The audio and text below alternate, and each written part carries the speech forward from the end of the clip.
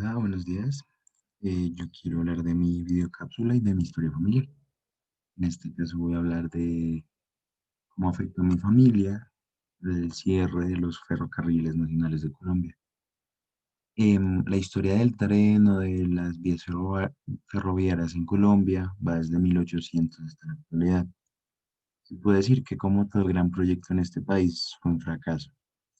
Entonces yo voy a hablar de otra vez los ferrocarriles nacionales de Colombia, que fue una empresa creada en 1954 por el gobierno mediante el decreto 3129 del mismo año.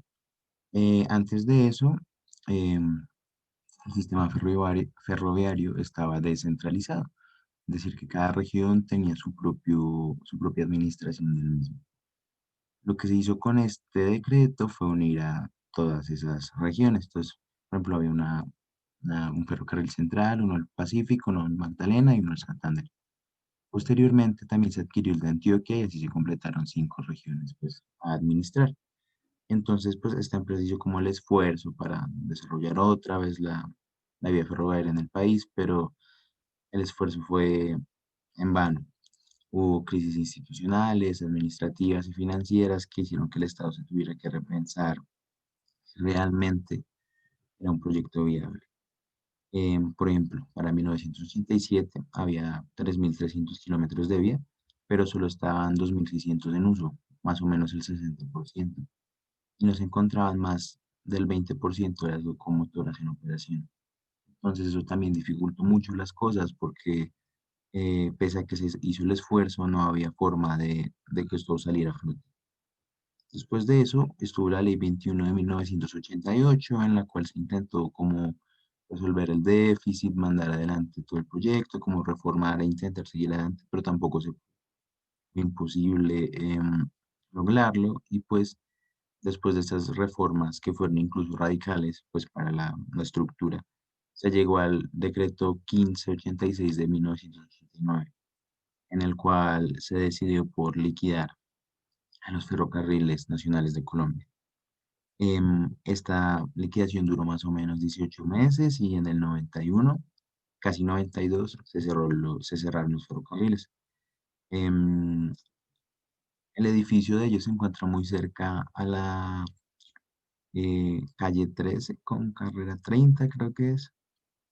De hecho, pues cuando uno va desde el norte a Bogotá, se puede ver, pues si uno va la 30 hacia el sur.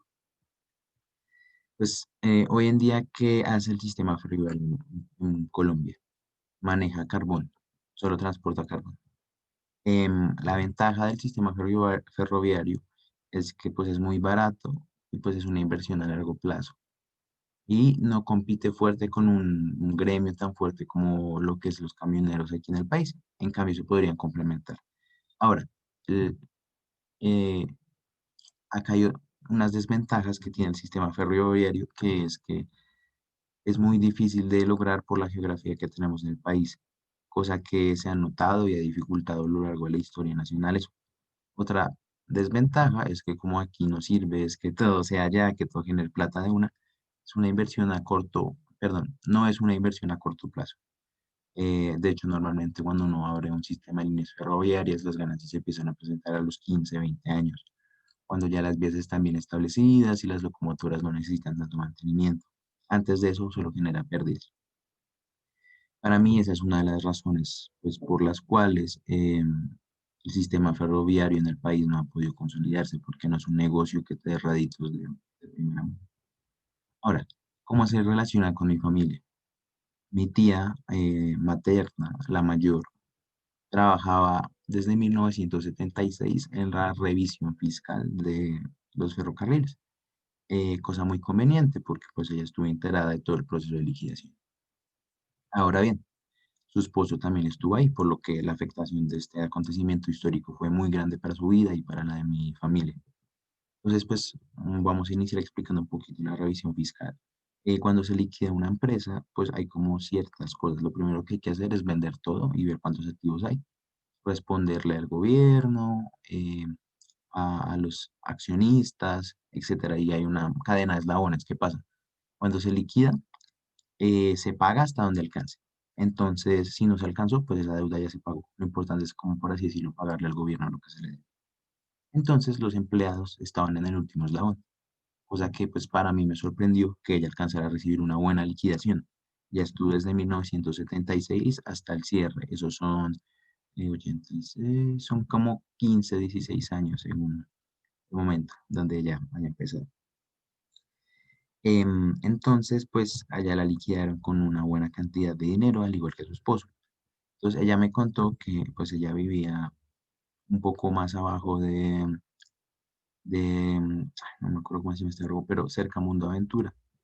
Lo que hizo ella fue que compró con el dinero una casa en Mandalay, la remodeló toda, compró muebles, ella tiene dos hijos, eh, les mejoró el colegio y con eso, pues, por así decirlo, mejoró como su nivel socioeconómico, pese a que no tuviera los insumos como de cada mes para hacerlo. Aparte de eso, compraron un carro nuevo y pues eso le sirvió a mi tía porque ella es contadora. Entonces, ella aprendió muchísimas cosas de leyes, pues por lo que en el sector público, pues hay una revisión mucho más fuerte. Y eso le ayudó a ella para poderse establecer como independiente.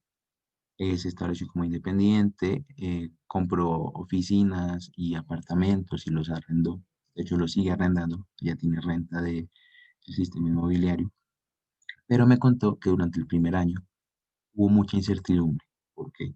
Porque como ella perdió su trabajo fijo, fue muy complicado para ella conseguir un trabajo que tuviera las mismas expectativas de ella. Más adelante, pues, el negocio familiar, por así decirlo, es un colegio. Ella se anexó al colegio y siguió trabajando allí, pero pues siguió como independiente, puesto que el tiempo. Ella me cuenta que empezó a trabajar más horas, pero que sus condiciones laborales mejoraron, porque al ser independiente ella podía manejarse mejor, podía administrar su tiempo y sus cargas, cosa que no pasaba cuando estaba suscrita en los ferrocarriles.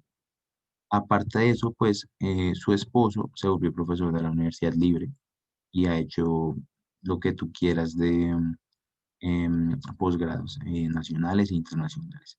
Así que, por así decirlo, la ganancia para él fue en términos educativos, cosa que pues está súper bien porque esa era la expectativa. Ahora, para cerrar, pues debo decir que mi familia materna tiene, ya no, tiene un origen bastante humilde. Entonces el hecho de poder tener su propia propiedad, su propio carro, poder viajar, poder ser independiente fue algo que estaba totalmente lejos de las expectativas de mi familia. Y gracias a eso mi tía pudo colaborar a sus hermanas, entre ellas mi mamá es la hermana menor de todas ellas. Mi mamá, las hermanas le pagaron la carrera de medicina. Hoy en día ella es especialista y todo eso no se habría podido hacer sin la colaboración de ella, incluso desde ahí en el momento de los ferrocarriles, porque esto pasó unos años después de que mi mamá naciera. Entonces, prácticamente que sin esto, sin este impulso, quién sabe dónde estaría mi familia. Aparte que mi tía ganó muchos insumos del trabajo para aplicarlos en la empresa familiar y tal vez eso ayuda a que no quebrara en algún momento. Entonces, podríamos decir que es un punto de inflexión en cuanto a la economía familiar y en cuanto a dónde estoy yo hoy en día. Y así se relaciona la historia familiar con el acontecimiento. Ahora bien, debo decir que me parece un poquito complicado esto de, mm, de pensar la historia colombiana como eh, cosas que den réditos de una, porque si lo pensamos, eso es lo mismo que pasa con las elecciones presidenciales, con los puestos de concejales, alcaldes, congresistas, etcétera, etcétera. Realmente yo creo que son pocos los políticos de vocación y muchos los políticos de negocio. Se puede notar con nuestros senadores que no solo son políticos, sino que también tienen sus negocios aparte. Es cuando yo digo que si no da réditos de una, aquí no sí. Por eso es que es tan complicado tener un proyecto ferroviario, por eso es complicado tener concesiones de vías, por eso es que, por ejemplo, tenemos cosas como la vía al llano, que por más tiempo que pase parece que se lo desmejora y desmejora. el puente Chirijara, el puente, el túnel de la línea, son representaciones de que sí, que la inversión aquí no existe, que los resultados tienen que ser inmediatos y rápidos. Y de hecho eso también se nota en nuestras maneras de elegir a los políticos. Em, no los dejan trabajar, por así decirlo, hay muchas críticas, em, hay muchas, es muy normal escuchar que no se ha hecho nada, así los esfuerzos se hayan mínimos. Y pues yo creo que también eso tiene que ver con un problema de educación. Y es que las personas no entienden que una política pública no te resuelve un problema, sino que te ayuda a mitigarlo. Ellos piensan que los políticos van a coger como cual Dios y resolver todos los problemas, por lo menos los sectores más populares. Y eso complica mucho las cosas porque es normal tener esa llamada tusa política en este país. Y yo creo que por eso muchas personas, en las cuales yo me incluyo, no por estas razones, pero yo me incluyo, sentimos que ningún político está en capacidad de resolver los problemas nacionales.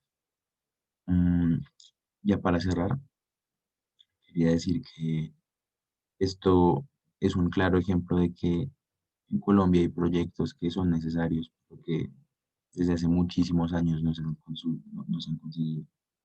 Y eso me pone a pensar dónde está el control de calidad, dónde está la gestión de recursos, dónde están los presupuestos. Me pone a pensar si realmente se está invirtiendo donde es, con la cantidad correcta, si antes se está luchando para sostenerse con lo poco que el Estado brinda. Em, es que ni siquiera el sector privado ha podido brillar con los ferrocarriles nacionales. Entonces es una cuestión para pensarse qué es lo que ha pasado. Muchas gracias por escucharme y espero que haya sido interesante pues esta unión de la historia del país con la historia familiar. Gracias.